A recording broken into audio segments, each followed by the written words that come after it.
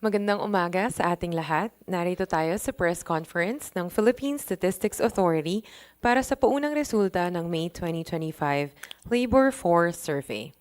We are pleased to welcome the press and media partners here with us on-site and online today. Ako si Nicole Lavea, ang inyong moderator for today's press briefing. Bago tayo magsimula, ang ating press conference ay naka-live stream sa ating PSA Facebook page, and updates are also tweeted on the PSA X, formerly Twitter account with the hashtag PHEmployment. Ikinagagalakong ipakilala si PSA Undersecretary Claire Dennis S. Mapa, National Statistician and Civil Registrar General, na siyang mag-uulat tungkol sa mga paunang resulta ng Labor Force Survey nitong nakalipas na Mayo. Ating pakinggan ang report ni Yusek Dennis Mapa. Magandang umaga sa ating lahat. Ang Philippine Statistics Authority ay mag-uulat ng labor and employment statistics base sa paunang resulta ng Mayo 2025 Labor Force Survey. Ang pagkalap ng datos para sa Mayo 2025 Labor Force Survey ay ginawa sa loob ng 18 araw mula ika-8 hanggang ika-8 ng Mayo 2025. Nitong Mayo 2025, 11,083 ang total sample households na survey ng Philippine Statistics Authority. Samantala, 44,536 naman ang total sample households na na-survey noong Abril 2025 at 11,134 noong Mayo 2024. Sa populasyon ng 15 taong gulang pataas, ang bilang na nasa labor force o mga individual na employed o unemployed ay naitala sa 52.32 million nitong Mayo 2025. Ito ay mas mataas kumpara sa naitalang bilang noong Mayo 2024 na nasa 50.97 million at mas mataas din kumpara noong Abril 2025 na nasa 50.74 million. Ang labor force participation rate nitong Mayo 2025 ay nasa 6.8%. Ito ay mas mataas sa naitalang labor force participation rate noong Mayo 2024 na nasa 64.8% at mas mataas din kumpara noong Abril 2025 na nasa 67%. Nitong Mayo 2025, ang employed persons o bilang ng mga may trabaho o negosyo ay naitala sa 59 million. Ito ay mas mataas ng 1.42 million kaysa naitala noong Mayo 2024 at mas mataas din ng 1.62 million kumpara sa bilang noong Abril 2025. Ang employment rate nitong Mayo 2025 ay nasa 96.1%. Ito ay mas mataas sa naitalang employment rate na naitala noong Mayo 2024 na nasa 95.9% at kagaya din ng Abril 2025. Ang employed persons o bilang, ang unemployed persons o bilang ng mga nasa labor force na walang trabaho o negosyo nitong Mayo 2025 ay nasa 2.03 million. Ito ay mas mababa kaysa naitalang bilang ng unemployed persons noong Mayo 2024 na nasa 2.11 million at bahagyang mas mababa rin kumpara noong Abril na nasa 2.06 million. Ang unemployment rate ay naitala sa 3.9% o 39 sa kada 1,000 na individual na nasa labor force ang walang trabaho o negosyo nitong Mayo 2025. Ito ay mas mababa sa unemployment rate noong Mayo 2024 at Abril 2025 na parehong nasa 4.1%. Ang bilang ng underemployed nitong Mayo 2025 ay nasa 6.6 million. Ito ay mas mataas ng 1.79 million kung ikukumpara sa bilang ng underemployed noong Mayo 2024. Mas mababa naman ito ng mga 489,000 kumpara sa bilang ng underemployed noong Abril 2025. Ang ating underemployment rate nitong Mayo 2025 ay nasa 13.1%. Makikitang mas mataas ito kumpara sa naiulat na underemployment rate noong Mayo 2024 na nasa 9.9%, ngunit mas mababa naman kumpara sa naiulat noong Abril 2025 na nasa 14.6%.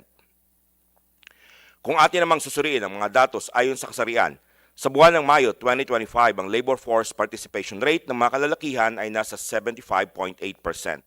Ito ay nanatiling mas mataas sa labor force participation rate ng mga kababaihan na nasa 55.6%. Nitong Mayo 2025, ang employment rate ng mga kalalakihan ay naitala sa 92.6% at mas mataas kaysa sa naitalang employment rate ng mga kababaihan na nasa 96%. Samantala, 3.8% o 38 sa kada 1,000 na kalalakihan na nasa labor force ang walang trabaho o negosyo nitong Mayo 2025. Ito ay mas mababa kumpara sa unemployment rate ng mga kababaihan na nasa 4.0%. Sa mga employed na kalalakihan nitong Mayo 2025, 14.6% sa kanila ay underemployed. Higit ito na mas mataas kumpara sa underemployment rate ng mga kababaihan na nasa 11.1% lamang.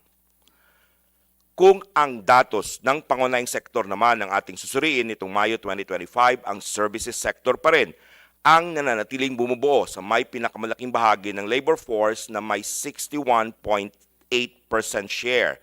Kasunod nito ang nasa agricultural sector na may 21.1% share habang ang nasa industry sector ay may share na 17.1%.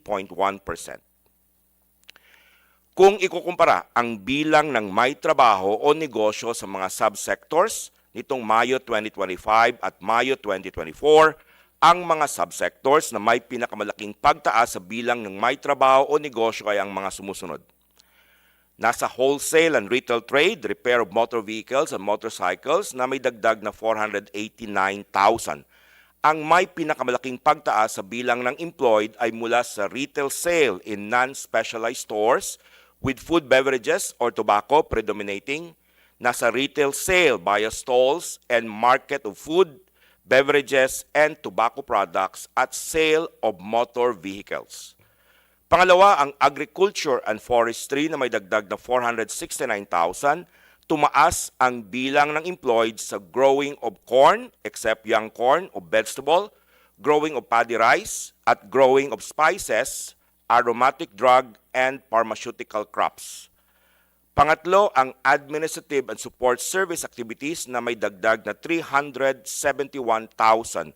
Nagmula ang pagtaas sa back office operation activities, non-voice, temporary employment, agency activities, at activities of employment placement agencies. Pangatlo, ang accommodation and food service activities na nagdagdag ng 365,000. Nagkaroon ng pagtaas sa restaurants and mobile food service activities, short-term accommodation activities, at event catering. Panglima, ang other service activities kasama ang repair of computers and personal and household goods, laundry services, domestic services, funeral-related activities, at other personal service activities. Ang pagtaas na nasa 175,000 ay nagmula sa domestic services, activities of religious organization, other personal service activities, at activities of political organization. Sa kabilang banda, ang mga subsectors na may pinakamalaking pagbaba sa bilang ng mga may trabaho o negosyo kung ikukumpara ang Mayo 2025 sa Mayo 2024 ay ang mga sumusunod. Manufacturing na nagbawas ng 374,000. Ang malaking pagbaba sa bilang ng employed ay mula sa manufacture of plastic products, manufacture of wearing apparel, at custom dressmaking. Pangalawang, nasa construction, may bawas ng 298,000. Bumaba ang bilang sa construction of buildings, construction of other civil engineering projects, at construction of roads and railways. Kung ikukumpara naman ang bilang ng mga may trabaho o negosyo sa mga subsectors itong Mayo 2025 at noong Abril 2025, ang mga subsectors na may pinakamalaking pagtaas sa bilang ng may trabaho o negosyo ay ang mga sumusunod. Nasa agriculture and forestry na nagdagdag ng 819,000, accommodation and food service activities nagdagdag ng 779,000, other service activities kasama ang repair of computers, personal and household goods, laundry services, domestic services, funeral-related activities, and other personal service activities na may dagdag na 263,000, manufacturing may dagdag na 184,000, at education na may dagdag na 150,000. Sa kabilang banda, mga subsectors na may pinakamalaking pagbaba sa bilang ng mga may trabaho o negosyo kung ikukumpara ang Mayo 2025 sa Abril 2025 ay ang mga sumusunod. Fishing and aquaculture na may bawas na 236,000, administrative and support service activities may bawas na 215,000, at wholesale and retail trade, repair of motor vehicles and motorcycles na may bawas na 190,000. Ang employed persons ay maaring may trabaho o nakapag-report sa trabaho ng kahit isang oras o may trabaho ngunit hindi nakapag-report sa trabaho dahil sa ilang kadahilanan gaya na nakalib, nakabakasyon, nagkasakit at iba pa. Makikitang nasa 33.1% ang nagtatrabaho o nagninegosyo ng hindi aabot sa 40 hours per week noong Mayo 2025. Samantala, tumaas ng bahagya sa 64.5% ang mga nagtatrabaho ng lagpas 40 hours per week nitong Mayo 2025 mula sa 64.4% noong Abril 2025. Sa mga nakapag-report sa trabaho nitong Mayo 2025 na itala sa 39.8 hours ang average hours work in a week ng mga manggagawa o may negosyo o katumbas na higit kumulang sa 8 hours average per day. Ito ay mas mababa kumpara sa naitalang average hours work in a week noong Mayo 2024 na nasa 40.6 hours at bahagyang mas mababa rin kumpara noong Abril 2025 na nasa 39.9 hours work in a week. Kung susuriin ang mga employed persons ayon sa class of workers nitong Mayo 2025, ang wage and salary earners ang nananatiling bumubuo sa may pinakamalaking bahagi ng employed persons na nasa 62.8%. Kasunod nito ang self-employed without employees na nasa 27.9% at unpaid family workers na nasa 7.5%. Ang employers in own family-operated farm o business ang nananatiling bumubuo sa may pinakamaliit na bahagi na nasa 1.8%. Sa bilang na 31.6 million na wage and salary workers, mapapansin na ang nasa private establishment ang may pinakamalaking share na nasa 77.1%. Kasunod nito ang mga workers sa government o government corporation na may 15% share at mga workers sa private households na may 7.5% share. Makikita ang mga workers in own family-operated farm o business ang may pinakamaliit na share na nasa 0.4%. Nitong Mayo 2025, ang nakapagtala ng may pinakamalaking bilang sa pagtaas ng mga may trabaho o negosyo kung ikukumpara sa Mayo 2024 ayon sa major occupation ay ang mga sumusunod. Mga managers na may dagdag na 514,000. Clerical support workers may dagdag na 477,000. Service and sales workers may dagdag na 293,000. Mga technicians and associate professionals may dagdag na 253,000 at elementary occupations na may dagdag na 187,000.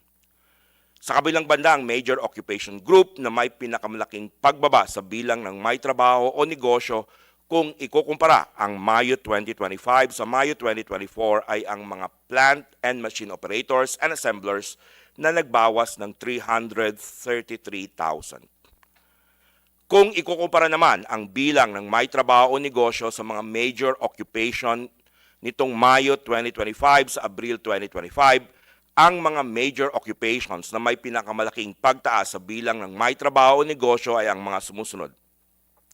Mga skilled agricultural, forestry, and fishery workers na nagdagdag ng 429,000, ang nasa service and sales workers may dagdag na 329,000, elementary occupation may dagdag na 287,000, clerical support workers may dagdag na 261,000, at mga managers may dagdag na 245,000. Samantala, ang major occupation naman na may pinakamalaking pagbaba sa bilang ng may trabaho o negosyo kung ikukumpara ang Mayo 2025 sa Abril 2025 ay ang mga plant and machine operators and assemblers na nagbawas ng 107,000. Dito nagtatapos ang aming pag-uulat sa paunang resulta ng Mayo 2025 Labor Force Survey. Ang Philippine Statistics Authority ay malugod na nagpapasalamat sa inyong pakikilahok sa press briefing na ito. Muli, magandang umaga sa ating lahat. Maraming salamat, Undersecretary Mapa, para sa pagbabahagi sa amin ng mga paunang resulta ng May 2025 Labor Force Survey. Matapos nating marinig ang ulat ni Yusek Mapa, nandito na po tayo sa bahagi ng open forum. So bago po natin simulan ang question and answer segment, nais naming ipahayag na ang press kits ay aming ipapadala via email at ipamimigay naman po ang press kits sa ating media partners na nandito sa ating venue. Para sa mga nais magtanong, please raise your hand to be recognized. For those online, pakigamit po ang raise hand feature or send your questions via chat box. Kapag kayo po ay natawag upang magtanong, please state your name and organization. We are now ready for your questions, so we will open the floor for our question and answer segment. So first, let's accommodate the question of Sir Christian Bascones of PTV. Yusek, naging maganda yung resulta ng pagtaas ng bilang ng mga may trabaho sa sektor ng agrikultura. Ano sa tingin niyo, as far as analytics is concerned, ano sa tingin niyo po yung dahilan ng ganitong malaking pagtaas sa sektor ng agrikultura compared with the past previous years po? Tama ka, no? Actually, hindi lang naman sa agriculture ang ating pagtaas. Substantial yung ang increase sa labor force participation natin, yung mga individual na pumasok sa labor market, ang increase natin dyan ay 1.35 million. At ang karamihan sa kanila ay talagang employed, no? In fact, yung ating dagdag sa employed persons year on year ay nasa 1.42 million. Kaya makikita natin na bumaba yung ating number of unemployed persons. Now, doon naman sa sinabi mo na increase agriculture, tama ka, yung agriculture and forestry siya yung pangalawa sa may pinakamalaking increase sa ating employed persons na nag-contribute. At ito, ang sabi ko kanina, yung growing of corn, ito harvest season na kasi. So malaki ang nag-participate, 242,000. At pangalawa yung growing of paddy rice, may harvest na rin, so 130,000. At yung growing of spices, no, 120,000. So substantial ito, mga 470, close to 470,000. Ang pinakamalaki talaga, other than agriculture and forestry, ay yung wholesale and retail trade. Nagdagdag ito ng mga 489,000 na mga na-employ year on year, at ang malaking nag-contribute ay yung retail sale in stores with food, beverages, tobacco, mga nasa 325,000. Pangalawa, yung retail sale na nasa mga markets, nagdagdag ng 116,000. At pangatlo, ang sale of motor vehicles, nagdagdag ng 104,000. So tama ka, ang ating datos sa Mayo 2025 ay maganda, marami ang nag-participate sa labor market at marami rin yung naging employed. Thank you. Thank you. Okay. Okay, follow-up question lang po doon. No? Nakatulong po ba yung pagbibigay ng atensyon ng ating Pangulong Ferdinand Marcos Jr., administration niya, dito sa pagbibigay ng mga suporta sa lahat ng mga magsasaka para tumaas ang bilang ng mga employed dito? Yung mga intervention siguro, both from the government and private sector, help kasi nakikita naman natin yung increase. Of course, we will be tracking whether the increase will continue in the coming months. Itong June ay tapos na yung ating survey, pinaprocess na yung datos, at ito magsisimula na kami, actually nagsimula na ngayong July, ang ating labor force survey naman for July round. So makikita natin yung trend in the month of June and July kung tuloy-tuloy ito. Thank you. Last questions, Yusek. Doon po sa pagbaba ng bilang ng mga may trabaho sa major industries like manufacturing and construction, may epekto po ba yung pagbabago ng panahon, transition to rainy season po? Tama po ba? Yung sa construction, tama ka, no? Yung ating nakita na decrease dito year on year, mga 290, close to 300,000. Ang sinasabi ay dahil nga nasa rainy season na. Ito naman sa manufacturing, may nakita tayo kasi na pagbaba, I think ilalabas din ng Philippine Statistics Authority yung datos para dun sa ating monthly survey ng mga industries, at nakita natin na yung manufacturing sector, particularly yung nasa mga plastic products, may pagbaba rin sa output. So ito nagkakaroon ng correlation doon sa mga workers. Siya rin kasi yung malaking nag-contribute doon sa pagbaba ng output sa manufacturing sector. Thank you. Thank you very much, Yusek Mapa and Sir Christian. Any questions coming? We'll go first with Ms. Sky Ordinario of Business Mirror. Morning. Morning. Dun sa construction, sir, ano yung mga reason for the drop? Public ba, private, Ang housing? karamihan, construction of buildings, so private ito, kasama na yung mga nasa housing.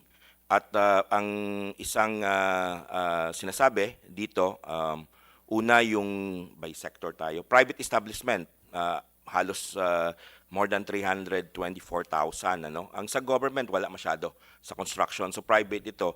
At ang isang rason na binibigay nila ay because it's already rainy season. Thank you. Sir, yung sa increase ng number of those who are working more than 40 hours, yung 64.5, does this reflect the increase in underemployment? Ang ating percentage doon sa 40 hours of work, hindi naman siya, well, it's slightly higher year. In fact, kung ititingnan natin year on year, mas mababa siya. Kasi May 2024 ay nasa 67.9%. Ngayon, 64.5% ito. Ang nakita natin, dahil substantial, well, nakikita naman natin yan in the previous labor force report, na pag dumadami ang nagpa-participate sa ating labor market, which is in this case substantial, may increase tayo, sabi ko nga kanina, na more than 1 million. Ang increase natin sa labor force participation ay 1.35 million. Dito, na-absorb ang karamihan sa kanila. In fact, mas malaki pa yung increase sa employment. But unfortunately, hindi lahat as full-time employment. Kaya substantial din ang pagtaas year on year yung ating underemployment rate.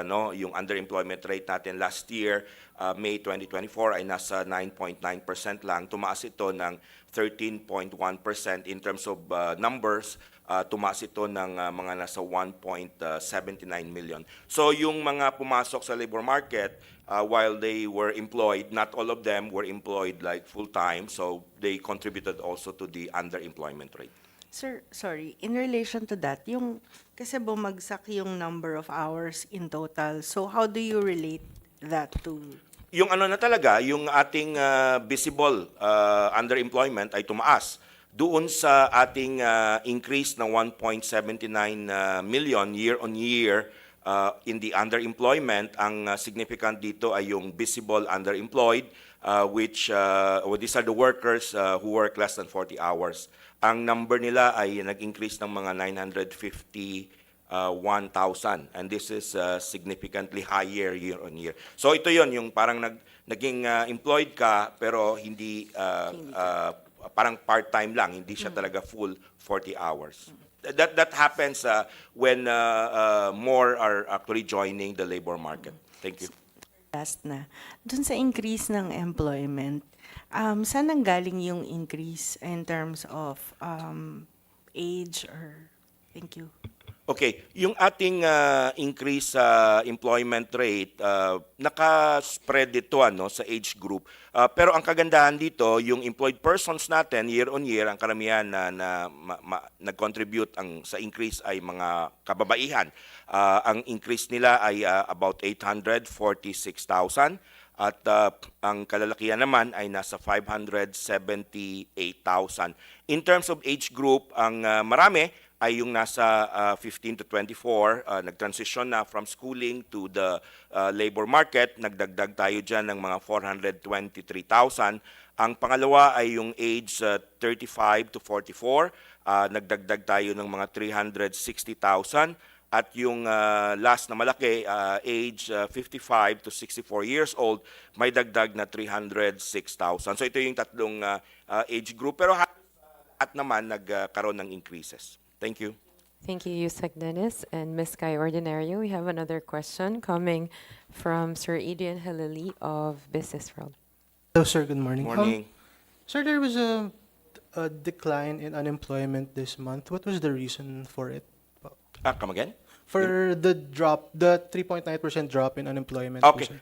Yun yang sinabi ko, maganda ito na una, marami ang nag-participate sa labor market. Ang ating labor force participation ay substantial yung pagtaas at kadalasan sa ibang mga reports namin, pag tumataas yung labor market participation, tumataas din yung unemployment. Ibig sabihin, hindi lahat na nagkaroon ng chance na makapagtrabaho. So dito medyo iba, lahat ay halos na absorb at bumaba pa nga yung ating unemployment. Ang ating isa lang na problem kanina, yung tumaas yung ating underemployment. So ang ating year-on-year decrease sa unemployed persons, mga 71,000 yon. At ganoon din kanina, karamihan ng mga kababaihan ay nakapaghanap ng trabaho. 832,000 sa kanila yung dagdag. At yung mga kalalakihan naman ay nasa 521,000. In terms of sectors, as I mentioned kanina, tatlong subsectors natin ang malaki ang contribution sa dagdag sa empleo year on year. Ang nangunguna doon ay yung wholesale and retail trade, repair of motor vehicles and motorcycles na nagdagdag ng 489,000. Hindi lang ito sa retail, usually kasi sa retail trade ito, pero nagdagdag din doon sa sale of motor vehicles. Ito ay nasa 104,000 ang dagdag. Pangalawa, yung sa agriculture and forestry, may dagdag na 469,000. At pangatlo, yung nasa administrative support service activities na may dagdag na 371,000.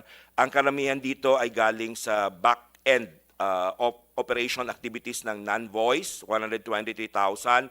Temporary employment agency activities na 99,000. At yung mga placement agencies, 52,000. No? Nagkaroon din tayo ng dagdag. Tapusin ko na, nagkaroon ko tayo ng dagdag din sa accommodation food service activities, 365,000. Other service activities, nagdagdag ng 175,000. Ang karamihan dito, domestic service activities. Pero may dagdag din, siguro tail end na ito, may dagdag din yung political organization. No? Kasi May pa ito. So I suppose konti lang naman, 13,000 yung kanilang additional. And mayroon din tayo real estate activities which is 172,000. So medyo yung increases natin spread across a number of yung ating sub-sectors. Thank you. Thank you, Yusek Dennis and Sir Adrian. Any questions coming from our on-site? Yes, another question from Ms. Guy. Explain lang po nung sa elementary occupations kasi parang pag tiningnan mo yung year-on-year na in-increase niya, 187, tapos sa month-on-month, siya naman yung isa sa mga may pinaka malaking cut. So, Yeah, yung year-on-year natin, may increase siya dito sa month-on-month, ang pinanggalingan na